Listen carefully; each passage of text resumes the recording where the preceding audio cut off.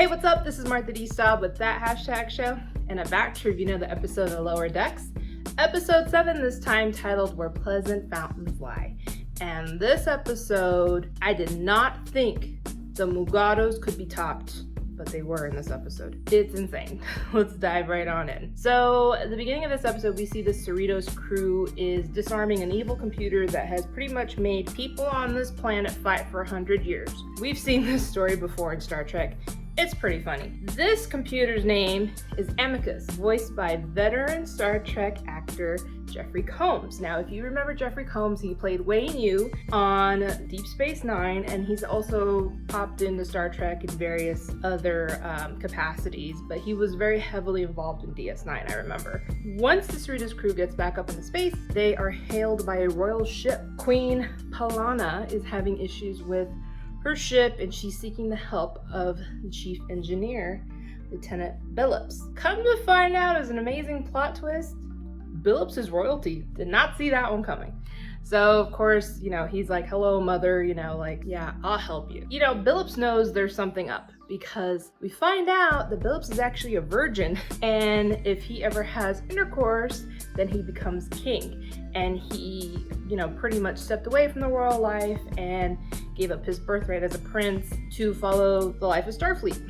So he takes Rutherford with him and says, all right, come on, Rutherford, let's go. Rutherford's already in awe. He's like, oh my God, this is the ship with the castle and the dragons, and he's all over it. And so they fix the ship and everything. Captain Freeman calls Billups back to the Cerritos, and they're having a conversation, and she's like, I figured I'd rescue you from your mom. And he's like, no, it's different this time. She's not trying to, trick me into becoming king. And then all of a sudden we see an explosion. It kind of freaked me out for a minute, because they said Rutherford died, and I said, no. Rutherford can't be a victim of death again. So in this explosion, it was said that the queen also died with Rutherford. Come to find out, totally wasn't the case. Billups is gonna have to have a ceremony to turn him into a king. So his royal guards, a man and a woman, in a royal bedchamber. And I thought, okay, this won't go too far. We see, they're scantily clad, the man and the woman. We see Billups' butt cheeks. I didn't think I'd see butt cheeks. I mean, we saw Ensign Boimler naked in the captain's chair of that shuttle that one time, but we saw Billups' butt, and it looked like they were about to engage. And so at this point, Tendi tells Rutherford this was all a joke, you're alive, this is what's happened. So Rutherford goes and stops the sexual things happening. He gets to the chamber, he busts down the door. The door swings open, and he sees the scantily clad man and woman sitting there. I kid you not. Rutherford falls on the floor and says, did his kingdom come?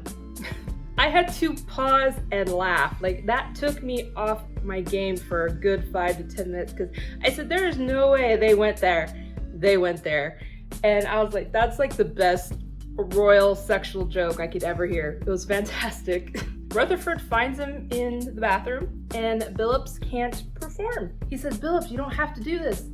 It was a joke, the explosion was fake, and your mom's alive, and you don't have to do any of this. And he's like, oh, thank God, I'm gonna be a virgin forever. Anyway, back to the evil computer. This evil computer is going to be sent to the Daystrom Institute, and we all remember the Daystrom Institute from Star Trek Picard, and various other things are usually sent off to that institute for research, and that Picard, that was a really big deal in that storyline. Boimler was supposed to be doing another mission, and Mariner was supposed to go to the Daystrom Institute. She actually talked to Commander Ransom and said, hey, get Boimler reassigned so he can come with me to Daystrom. They hit an anomaly, which made them crash into a planet. This computer's like, if you plug me in, I can help you get out of here. And things get really bad between Mariner and Boimler. They start getting into a fight. The computer keeps telling Boimler, I can help you out of this.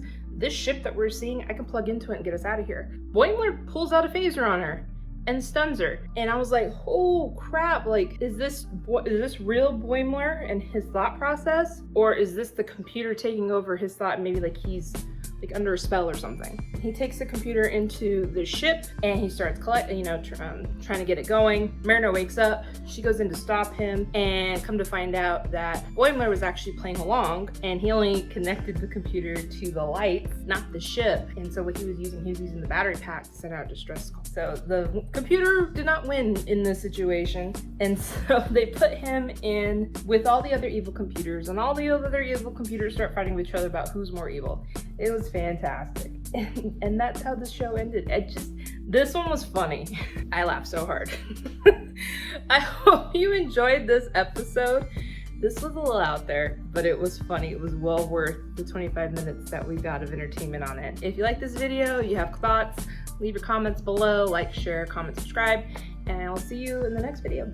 Take care. Bye.